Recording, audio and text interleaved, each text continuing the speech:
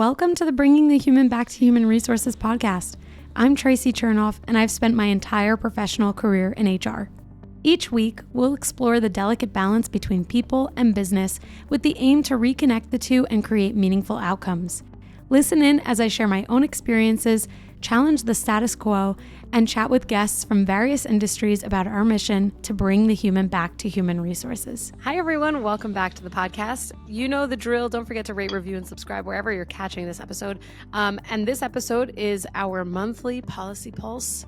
And so I have, of course, our resident helper here, Bryan Driscoll, who is an attorney. And, of course, as you know from all the previous Policy Pulse episodes, kind of like our resident guru on all things employment law or things that could at least affect people in the workplace.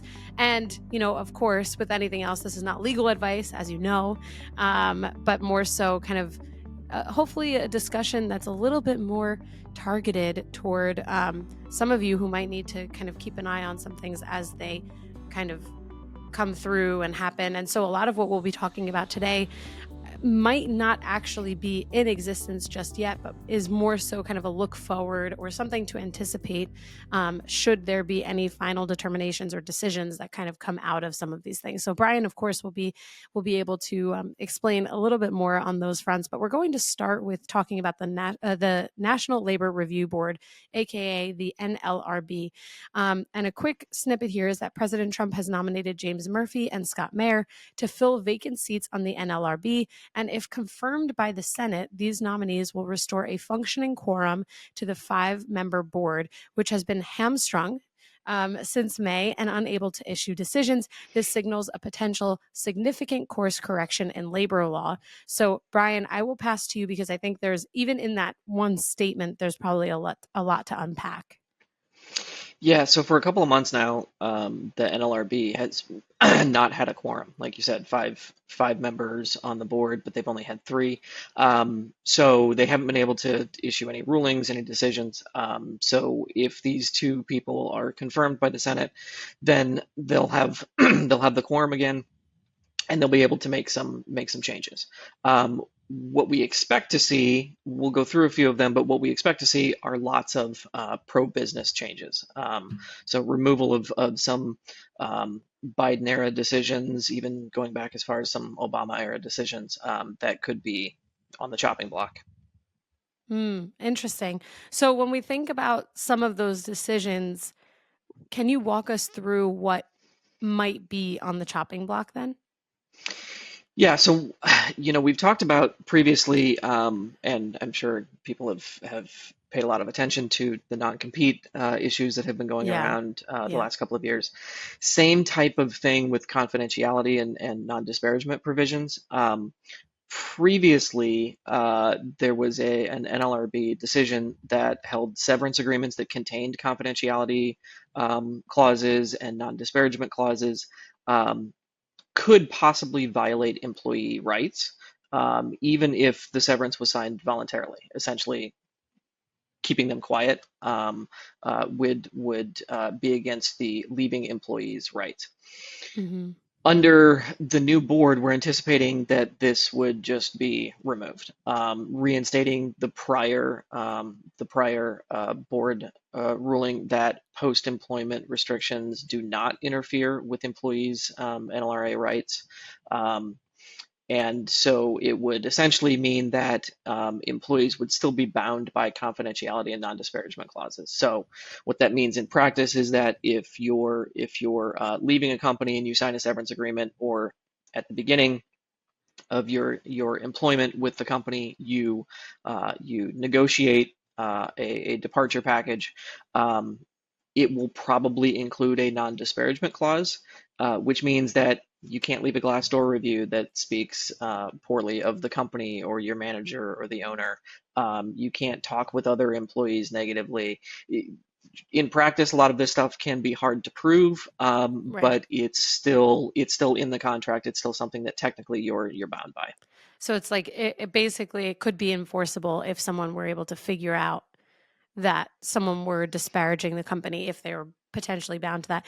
That's interesting. I mean, I'm curious. Obviously, I can see both sides here. As an employee, I can see, well, you want to have the right to express your experience from, what the company experience was as an individual. And I can also see from the employment side or the employer side why these agreements are so important because of, like a company could do everything right. And that agreement is something that they really, kind of lean on in the event that someone who's really disgruntled is kind of trying to tear things down. So I could see both sides. So I'm curious, like, what the pros and cons would be to basically either overturning, like changing some of these rulings, or keep, like what, I guess what the pros and cons would be either way. Maybe that's the best way to phrase it. Yeah, I think in my opinion, I think the biggest sort of broad brush change that we'll see here. It's no secret this administration is extremely pro-business, and many of their decisions, many of the people that have been nominated to key positions are extremely pro-business, and so we're going to see that trend. The I think the overarching theme for the administration in possibly overturning, reversing some of these prior decisions is to prevent businesses from having to spend what they see as unnecessary litigation money.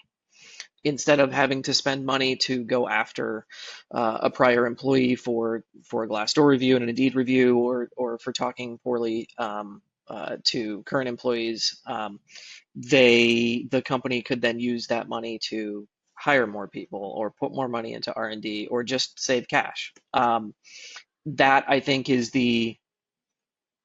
everything comes down to money, right? Like I think that's the ultimate overarching theme that we see across all of these, is that it just comes down to this administration wants to help businesses retain cash. And I think that's the ultimate goal. Got it. And then as it relates to like the state by state laws, like is there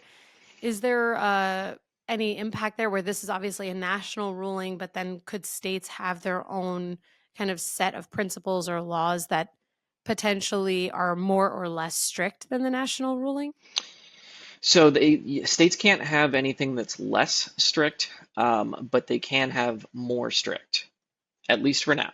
I anticipate that there might be a challenge before the Supreme Court that would make these decisions nationwide and void any state laws that are more strict. But take California, for example, we've used them in our discussions previously with the non-competes. Same thing would be the case here. They may keep the non-disparagement confidentiality clauses, the sort of the boundaries that currently exist, even if the NLRB takes a step backwards. So if you're in California, you might nothing effectively might change for you if the NLRB reverses course.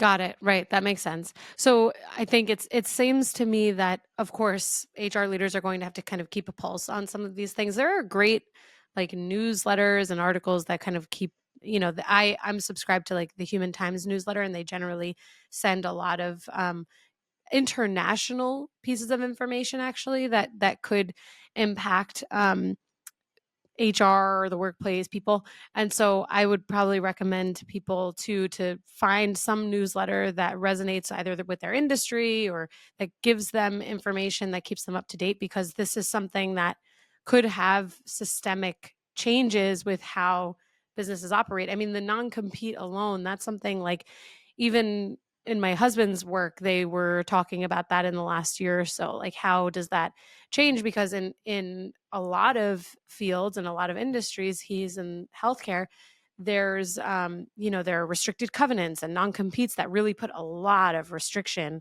on how you can actually work and where you can work. And that, there are pros, a lot of pros for the employer in that regard, and a lot of cons for the individuals. So it'll be interesting to see how all of this shakes out. And I know there are some other kind of things to discuss within some of these national kind of potential changes, one of which is, recognition of unions, and specifically related to CMAX. Am I saying that correctly? CMAX? CMAX? Yeah, CMAX CMAX, construction. right? Yeah, CMAX Construction Materials Pacific LLC, and that they dramatically altered the process for union recognition, requiring employers to either, this is a prior ruling, by the way, to either voluntarily recognize a union based on a card check or promptly file an RM petition for a secret ballot election. Crucially, if an employer commits any unfair labor practices during the pre-election period, the board could issue a bargaining order compelling recognition regardless of the vote outcome. So there's an anticipated shift here, right? And I realize that this might not necessarily be for every union, but related to this particular case, could you walk us through that? Yeah, again, theoretical in nature at the moment, but we would expect that if these two people are confirmed to the NLRB, they would reverse course on this prior ruling, essentially allowing employers to reject the physical card-based union recognition and election process. Mm, Um, it would. This kind of is combined with another union issue that might be reversed, and Amazon has actually filed a charge in that one. So there's something in union meetings called a captive audience, and that is a longstanding provision from the NLRB that requires people, employees, to sit in a meeting where the employer tells them essentially why unions are bad for them. So the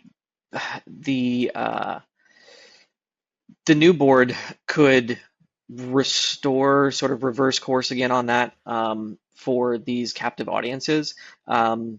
So that would allow employers to then once again say, we don't want you to join a union. We don't need a union. hmm We're just a family here. We're just everybody's wonderful. You don't need a union to protect your rights. We're doing the best by you. Trust us. So under a Biden era ruling, that sort of what I just laid out, that sort of conversation could not be forced on employees. Employees would have the option to sit there and listen to that or leave. We could see that sort of take a step back. So these two things together are sort of attempting to weaken unions across the country. Like you said, not necessary for everybody in the country. I think union membership is down now below 50% nationwide. So it's not as wide of an issue as it used to be. But these two things would Right. certainly take a step back, allowing for more employer, again, my words, more employer persuasion in the anti-union space. Interesting. Maybe I'm mistaken here, but I was always under the impression that at least at the federal level, maybe it's President Trump, maybe it's others, that there was a general like pro-union stance, like more generally speaking, right? There, so yeah, certainly not with this administration. There used to be in the, gosh, this is gonna test my memory now. I think it's No pressure. 60s, 60s or 70s. Union in the 60s or 70s, union membership peaked at something Right, like right. 85% of the country, and that's where we saw a lot of progress with employee rights. We saw Sure. minimum Yeah. wages in different Labor industries Day. increase. Yeah, Labor Day, exactly. That's a union thing. So we then in the 80s with Reagan, we started to see a decline in union membership as deregulation really wiped a lot of things out. But as you and I have talked about before, even if you're not a member of a union, but you are in an industry that is governed by a union, or you're in an area of the country where union membership is extremely high, you actually still see benefits. Where union membership is high, wages are also higher than the national average. So unions do have a positive impact, even if you're not a member. Interesting. Interesting. Yeah, I mean, it's funny when I started working in HR, I was working at Target. That's like where I always say that's where I sharpen my knives and stuff like that. And it was a great experience. I remember there was so much discussion on labor relations and that we were really like trained on how to communicate that we like quote unquote protect our signatures and that we should encourage it. Like part of the training, even for employees, is to protect your signature, like only sign things that you really believe in. Like there was no coercion, obviously. It was like, really trying to explain what happens if you do sign a card, for example, in this case, or sign up or for something. And there was one instance where like a particular CVS pharmacy within a Target store did end up unionizing, and I think it kind of put a lot of even more emphasis, I should say, on labor relations at Target and just the training in general, which is really interesting. And it's funny, it's never come up again in my career. Like there was never again a focus on labor relations. I don't know if it's because that was the largest corporation that I had ever worked for, or if there was, there's an impact there. Um, but there like everything, there are two sides to everything. There are pros and cons. Some people who are in unions say that, like I have family members who are part of unions, for example, based on the industry that they're in. And they're like, I love my union. It really protects my interests. There's always, especially like teachers' unions, for example, they're always like, fighting for our interests. And then I hear from the other side of the coin, it's like, well, I really don't like my union. I never have any control. I don't have any say. They kind of just decide what matters to them.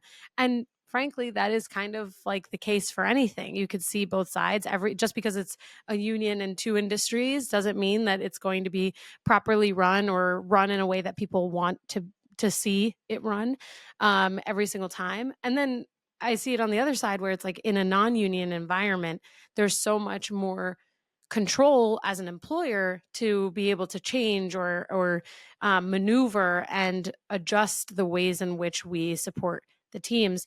But I've said before on the podcast that a lot of the times, at least in my experience, union discussions come up when people are really unhappy or feel that their interests are not being supported or considered. So there is definitely an element to that where businesses who maybe don't want to see employees unionized, potentially they're inclined to protect the interests of their employees still and really lean into employee engagement and satisfaction and how they support the people who drive their business. Just my opinion.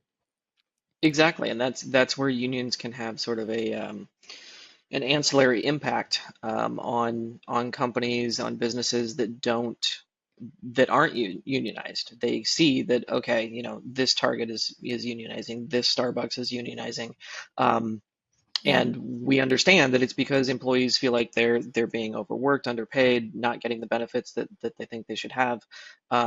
So let's increase hours. Let's increase our wages. Let's increase our benefits. Let's add some Right. benefits. Those can be positive impacts that again unions can sort of have that knock-on effect from for their neighbors. Right. Right.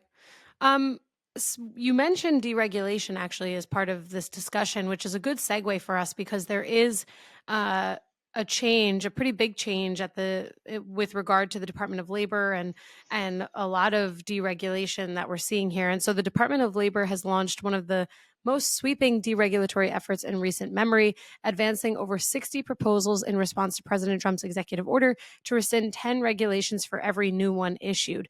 So what does that mean? What are some of the proposed deregulations as a result of this? So some of the most notable things are one of them, again, not applicable to everyone, but OSHA is a big one, Hmm. and this would really, in my opinion, harm some workplace safety issues. Um, they want to roll back reporting requirements for musculoskeletal disorders. So that would be like you're sitting at a computer all day typing, and carpal tunnel starts to develop. You get pain in the wrists, you go to the doctor, and that would currently you would report that to your employer. They would have to make some accommodations for you. They would have to report that to the federal government that there is someone suffering from this type of injury at work. Um, that would no longer be the case. So these types of things, think construction workers and back injuries, any type of work, specifically or mostly manual labor, but it would roll back a lot of those reporting requirements, which ultimately reduces the payouts for workers' comp. So again, going back to the money Mm, conversation, this then would keep employers' rates low. got it. Got it.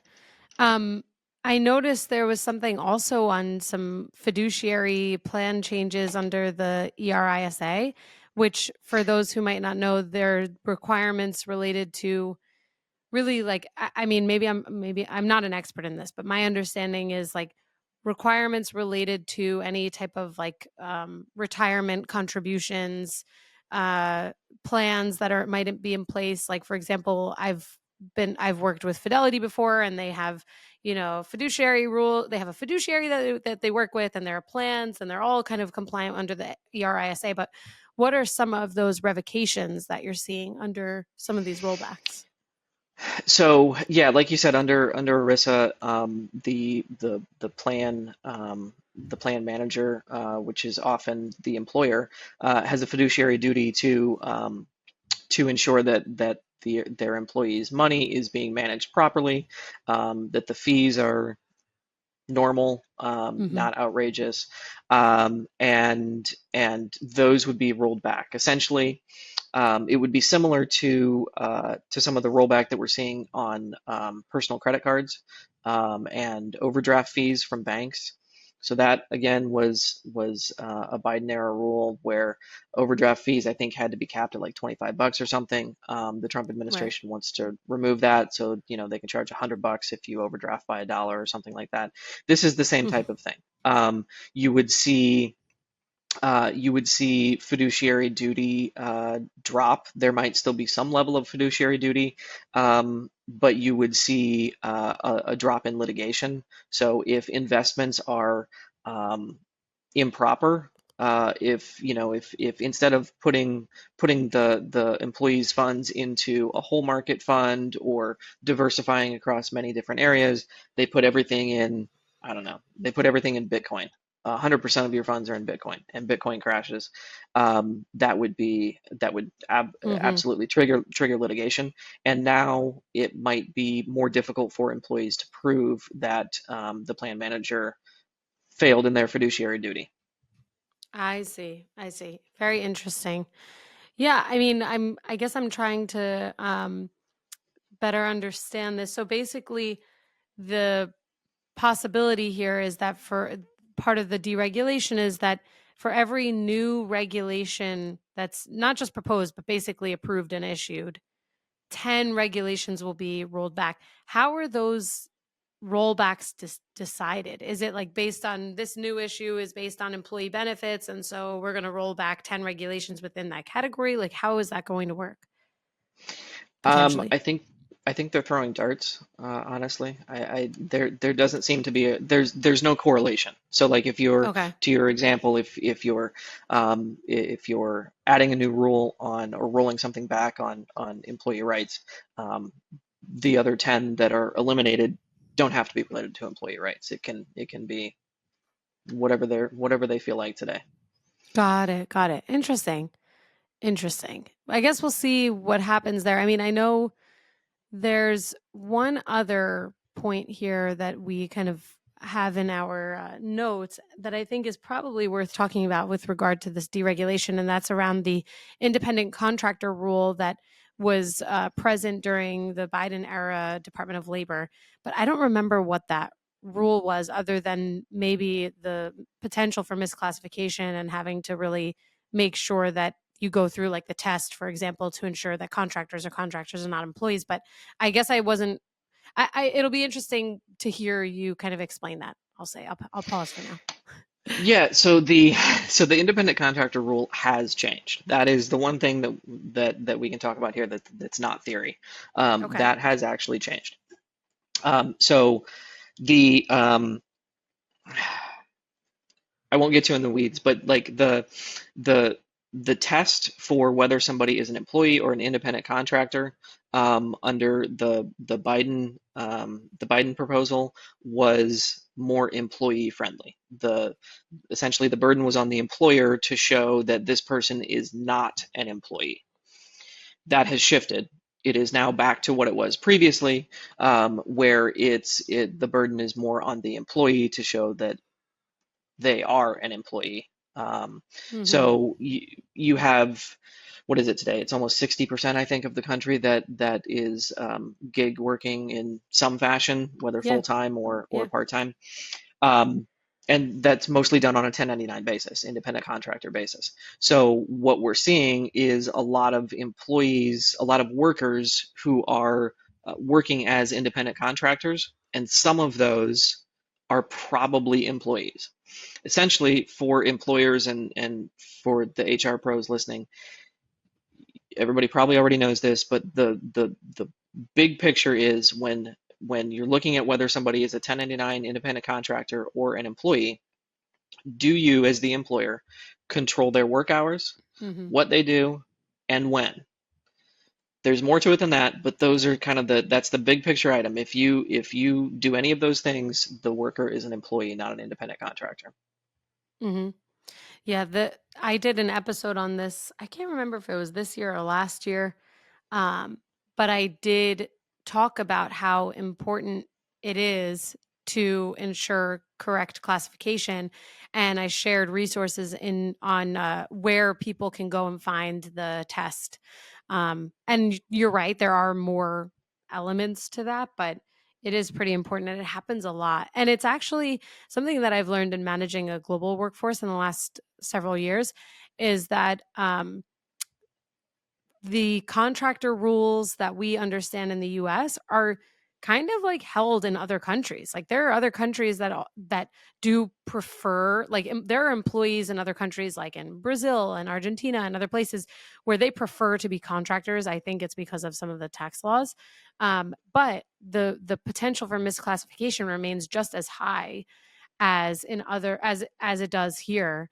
And so I would encourage anyone who is managing a global workforce to really understand each country's kind of standard on that. And most people are probably, kind of tuned in and focused on the US. And generally, the larger the company, the more resources you have in those particular local markets. But where then you have like someone in HR who knows what they're doing in those countries. But still, it's not lost on me that there are likely people who are managing international workforces and they really need to think about that. So that's all very interesting and not theoretical for the US. Very, very interesting there too. I'm going to have to go and take a look and a refresh on the test and make sure that I'm up to date as well. And so all of these things that we've talked about today, of course, put a lot of onus on HR pros, and as they always do, because we are, the subject matter experts in this alongside our legal colleagues.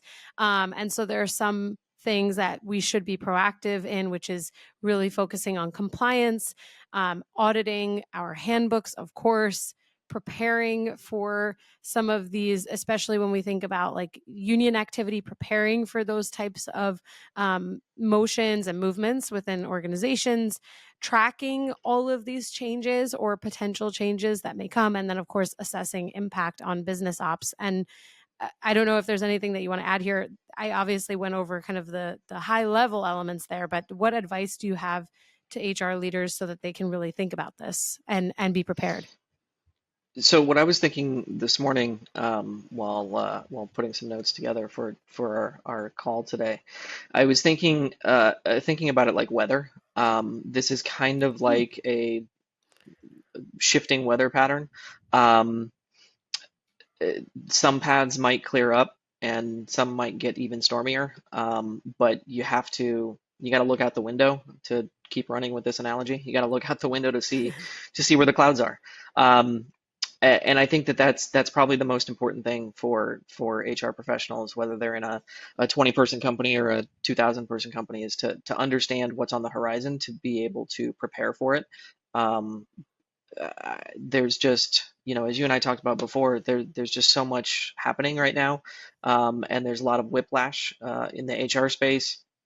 And so it's being prepared without being reactionary, I think is one of the most important sort of mindsets to have. Whatever you see on the news today, it doesn't mean you need to run and write a whole new Right. handbook. Right. I mean, it might, but it doesn't automatically mean that. So I think the big takeaway is to, again, stay on top of things. Understand what matters for your business. Understand where your weak points are. You talked about auditing a Sure. minute ago. I would add to that, sort of unrelated to some of the conversation we've had today, but while we're talking about auditing, I-9s, that is huge right now. Mm-hmm. That is ICE's door entry point into your company. So make sure your I-9s are in order, and Totally. separate from everything else. Yes. So yeah, I think it's really just it's staying on top of things, and I know that many HR professionals are already underwater and overworked with everything that they're doing, You trying to don't manage. say. So one more thing might be Right. You might could be a take little this bit too on. much. Yeah, exactly. But to your point, there's great resources. Yeah. There's people like me who can help out. There's podcasts like yours, which are a great resource. There's also I subscribe to several employment law firm newsletters. There are some Right. great ones. And making sure that you're just staying on top of what's happening in your area of the country.